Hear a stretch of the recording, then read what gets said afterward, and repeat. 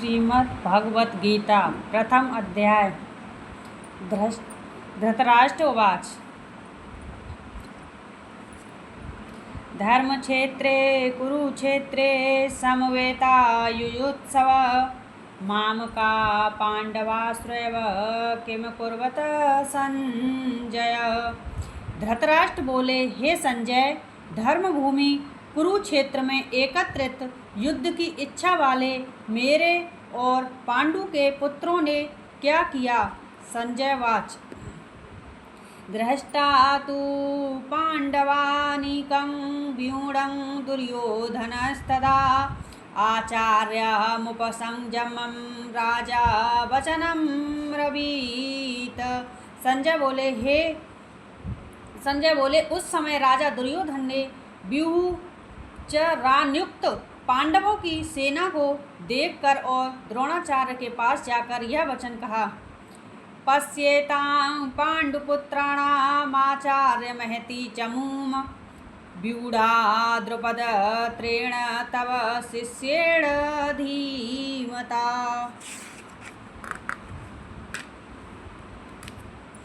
हे आचार्य, आपके बुद्धिमान शिष्य द्रुपद पुत्र धृष्टद्युम्न द्वारा व्यूहाकार खड़ी की हुई पांडुपुत्रों की इस बड़ी भारी सेना को देखिए।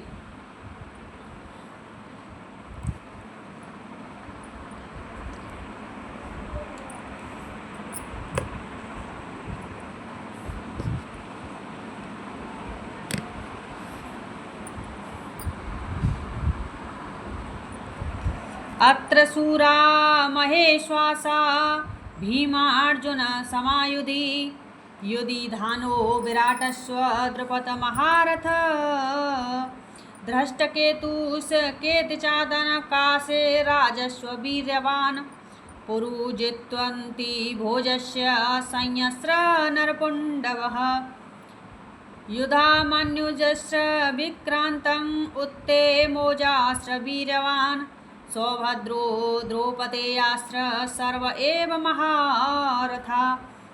इस सेना में बड़े बड़े धनुषों वाले तथा युद्ध में भीम और अर्जुन के समान सूरवीर सात्यकी और विराट तथा महारथी राजा द्रुपद, धृष्टकेतु और चेकितान तथा बलवान काशीराज पुरुजित, कुंती भोज और मनुष्यों में श्रेष्ठ सैव्य पराक्रमी युद्धामन्यु तथा बलवान उत्तमौजा पराक्रमी युद्धामन्यु तथा बलवान उत्तमौजा सुभद्रा पुत्र अभिमन्यु एवं द्रौपदी के पांचों पुत्र, ये सभी महारथी हैं। अस्माकं तो विशिष्टा ये तात्रिबोध ध्वजोत्तम नायकामं सैन्यस्य सज्जार्थ तान् ब्रवीमिते। हे ब्राह्मण श्रेष्ठ, अपने पक्ष में भी जो प्रधान है उनको आप समझ लीजिए। आपकी जानकारी के लिए मेरी सेना के जो सेनापति हैं उनको बतलाता हूँ। भवान भीष्म सर्वकर्णस्व कुपस्व समितिञ्जयः अश्वत्थामा विकर्णस्व सोमदत्तिस्थैव च। आप द्रोणाचार्य और पितामह भीष्म तथा कर्ण और संग्राम विजयी कृपाचार्य तथा वैसे ही अश्वत्थामा विकर्ण और सोमदत्त का पुत्र भूरिश्रवा अन्ये च बहवः शूरा मदर्थे त्यक्तजीविता नाना शस्त्रं प्रहरणा सर्वे युद्ध विशारदा। और भी मेरे लिए जीवन की आशा त्याग देने वाले बहुत से सूरवीर अनेक प्रकार के शास्त्रों से सुसज्जित और सबके सब युद्ध चतुर हैं।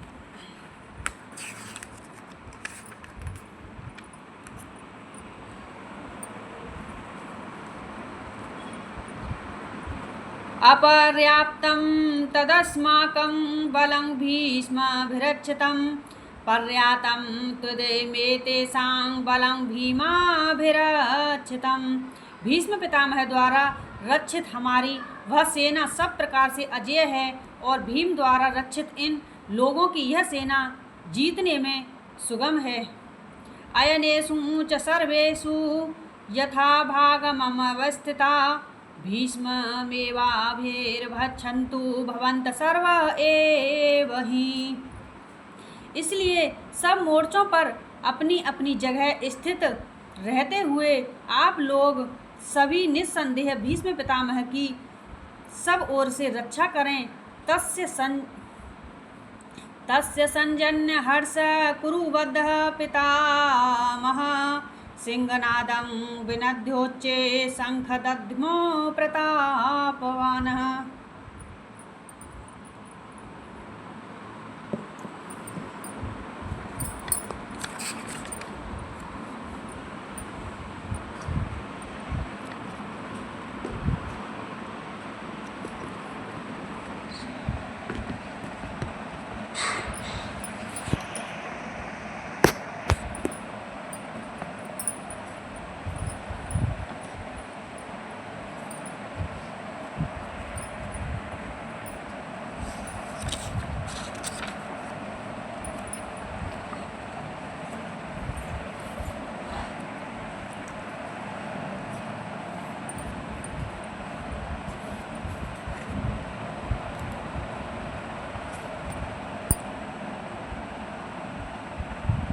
कौरवों में वृद्ध बड़े प्रतापी पितामह भीष्म ने उस दुर्योधन के हृदय में हर्ष उत्पन्न करते हुए उच्च स्वर से सिंह की दहाड़ के समान गरज कर शंख बजाया।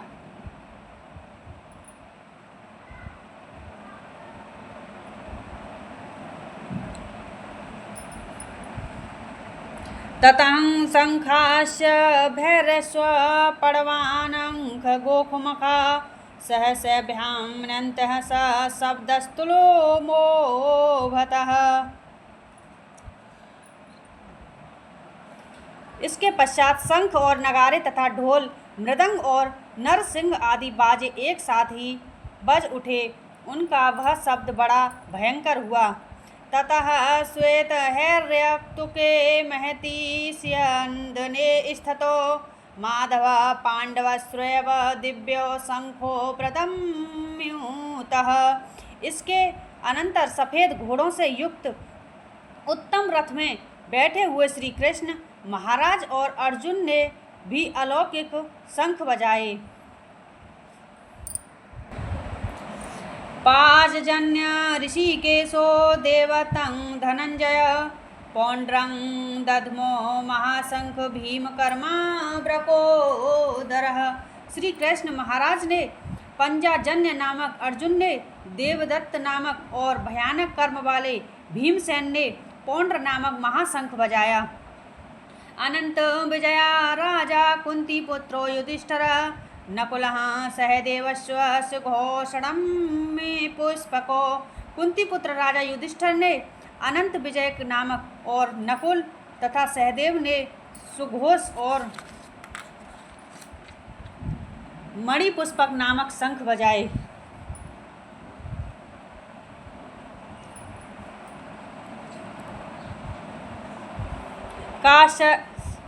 काश्यश्च परमेवाश्वशिखण्डी च महारथ धृष्टं ध्रुमो विराटस्व सात्यकी श्रापराजित द्रौपदो द्रौपदेयास्य सर्वश पृथिवीपते सौभद्र महाबाहु शंखनादं पृथक पृथक। श्रेष्ठ धनुष वाले काशीराज और महारथी शिखंडी एवं धृष्टध्वम तथा राजा विराट और अजय सात्यकी राजा द्रुपद और द्रौपदी के पांचों पुत्र और बड़ी भुजा वाले सुभद्रा पुत्र अभिमन्यु, इन सभी ने हे राजन सब ओर से अलग अलग शंख बजाए। सघोषो धार्तराष्ट्राणां हृदयानि व्यदारयत नभस्य पृथ्वी चैव तुमलो व्यनुनायदन। और उन भयानक शब्द ने आकाश और पृथ्वी को गुजाते हुए धार्तराष्ट्रों के अर्थात आपके पक्ष वालों के हृदय विदीर्ण कर दिए। अथ व्यवस्था तान धृष्ट्रा धातराष्ट्रानं कपिध्वज प्रवर्ते शास्त्र संपाते धनुरुद्धम्यं पांडवम् ऋषिकेशं तदा वाक्यं विधीमाह महीपते। अर्जुनवाद सेनयोरुभयोर्मध्ये रथं स्थापयं मेच्युत। हे राजन, इसके बाद कपिध्वज अर्जुन ने मोर्चा बांधकर डटे हुए धृतराष्ट्र संबंधियों को देखकर उस शस्त्र चलने की तैयारी की समय धनुष उठाकर ऋषिकेश श्री कृष्ण महाराज से यह वचन कहा, हे अच्युत, मेरे रथ को दोनों सेनाओं के बीच में खड़ा कीजिए। यावदेतात्रिरीच्छेहं योद्धकामान् वस्थितानां कैरम्या सह योद्धभ्यं स्मरणं समुद्यमे। और जब तक कि मैं कुरुक्षेत्र में डटे हुए युद्ध के अभिलाषी इन विपक्षी योद्धाओं को भली प्रकार देख लूं कि इस युद्ध में व्यापार में मुझे किन किन के साथ युद्ध करना योग्य है, तब तक उसे खड़ा रखिए। योत्समानान् वेच्छेहं य एतेत्रं समागतः धार्तराष्ट्रासं दुर्बुद्धे युद्धे प्रियचिकीर्षवः।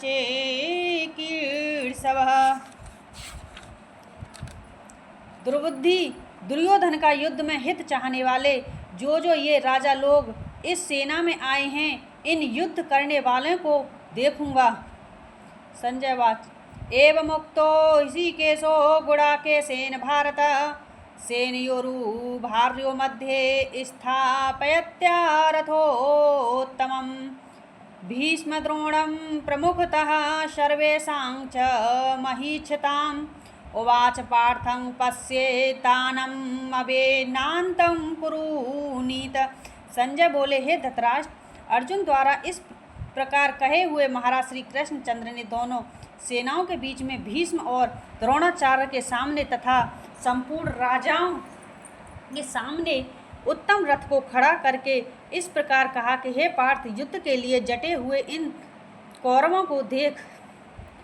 तत्रा पश्यन्ति स्थितान् पार्थ पितृनथ पितामह आचार्यान् मम तुलान् भ्रातं पुत्रान् पौत्रं सखीस्तथा श्वशुरान् सुहन् स्वशवः सेनयोरुभयोरपि। इसके बाद प्रथापुत्र अर्जुन ने उन दोनों ही सेनाओं में स्थित ताऊ, चाचाओं, दादाओं, परदादाओं को, गुरुओं को, मामाओं को, भाइयों को, पुत्रों को, पौत्रों को तथा मित्रों को, ससुर को और सुहृदों को भी देखा। तान् समीक्ष्य स कौन्तेय सर्वान् बन्धून् वस्थितान् कृपया पर्याविष्टो विसीदन्तरम् अब्रीवीत। उन उपस्थित संपूर्ण बंधुओं को देखकर वे कुंती पुत्र अर्जुन अत्यंत करुणा से युक्त होकर शोक करते हुए यह वचन बोले, दृष्टेमं स्वजनं कृष्णयुतं समुस्थितं सीदन्ति मम गात्राणि मुखं च परिष्वति बेपस्वतं शरीरे मे रोमहर्षं जायते। अर्जुन बोले, हे कृष्ण, युद्ध क्षेत्र में डटे हुए युद्ध के अभिलाषी इस स्वजन समुदाय को देखकर मेरे अंग शिथिल हुए जा रहे हैं और मुख सूखा जा रहा है तथा मेरे शरीर में कंप एवं रोमांच हो रहा है। गांडीवं स्त्रसते हस्तान्त्वं क्वेव परे हदते न च स्वीकाम्यं वस्थातं भ्रमतीव च मे मनः। हाथ से गांडीव धनुष गिर रहा है और त्वचा भी बहुत जल रही है तथा मेरा मन भ्रमित सा हो रहा है, इसलिए मैं खड़ा रहने के भी समर्थ नहीं हूँ।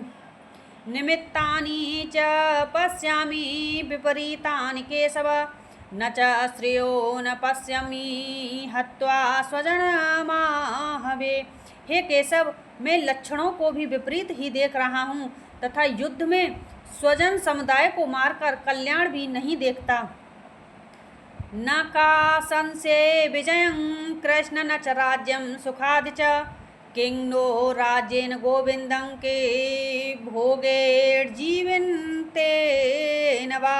हे कृष्ण, मैं न तो विजय चाहता हूँ और न राज्य तथा सुखों की ही। हे गोविंद, हमें ऐसे राज्य से क्या प्रयोजन है अथवा ऐसे भोगों से और जीवन से भी क्या लाभ है।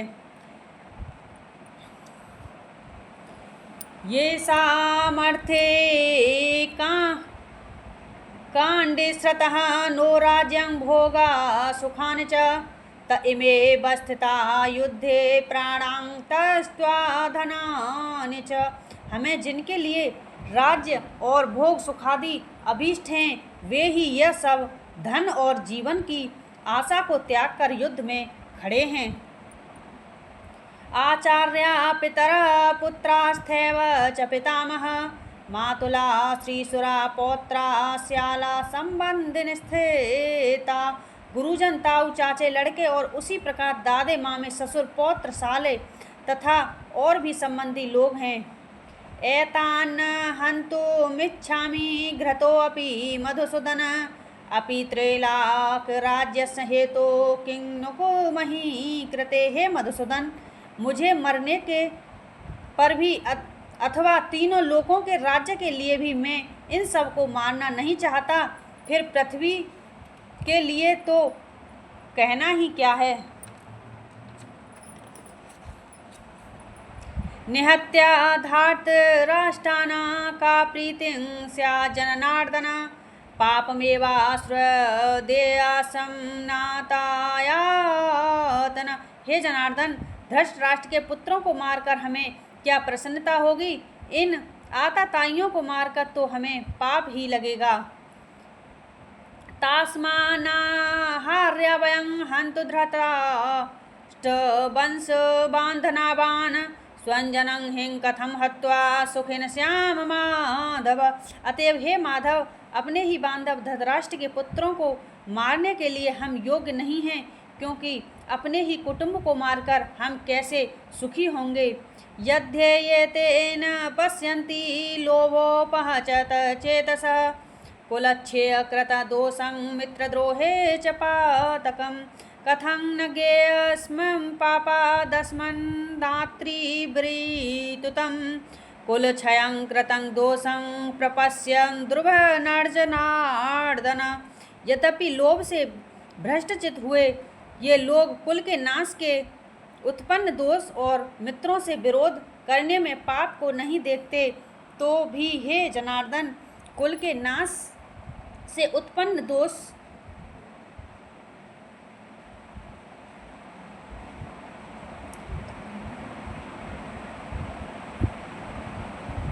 हम लोगों इस पाप से हटने के लिए क्यों नहीं विचार करना चाहिए।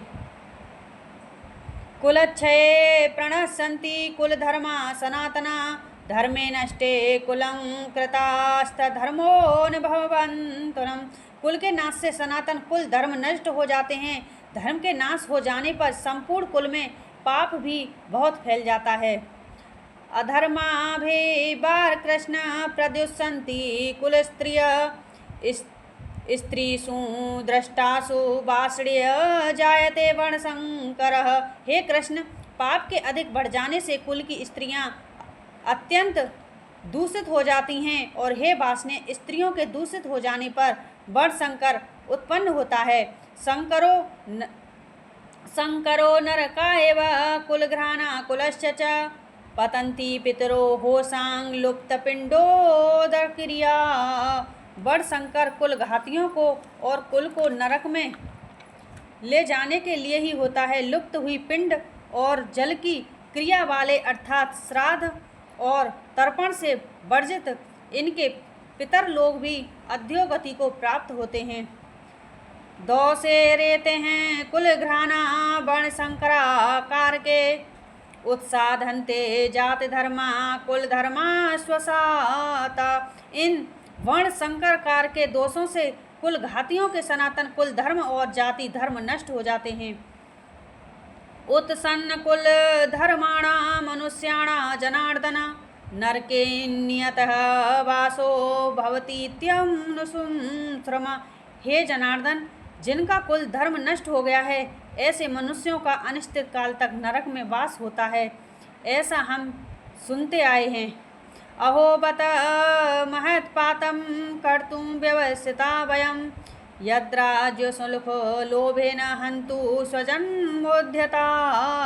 हाँ, शोक हम लोग बुद्धिमान होकर भी महान पाप करने को तैयार हो गए हैं, जो राज्य और सुख के लोभ से स्वजनों को मरने के लिए उद्यत हो गए हैं। यदि माम प्रतीकारमस्त्रसं शस्त्रपाणः धार्तराष्ट्रारणे हन्त्यमस्ते क्षेमंतरं भवेत। यदि मुझ शस्त्र रहित एवं सामना न करने वाले को शस्त्र हाथ में लिए हुए धृतराष्ट्र के पुत्र रण में मार डाले, तो वह मारना भी मेरे लिए अधिक कल्याणकारक होगा। संजय उवाच। एवमुक्त्वार्जुन संख्ये रथोपस्थ उपाविशत, विसर्जय सचरं चापं शोकसंवे संग्रमानसः। संजय बोले, रणभूमि में शोक से उद्विग्न मन वाले अर्जुन इस प्रकार कहकर बाण सहित धनुष को त्याग कर रथ के पिछले भाग में बैठ गए। ओम तत्सत। श्री भागवत गीता का प्रथम अध्याय समाप्त हुआ। योग शास्त्र श्री कृष्ण अर्जुन संवादे प्रथम अध्याय समाप्त। बोलिए श्रीमद् भागवत गीता की जय।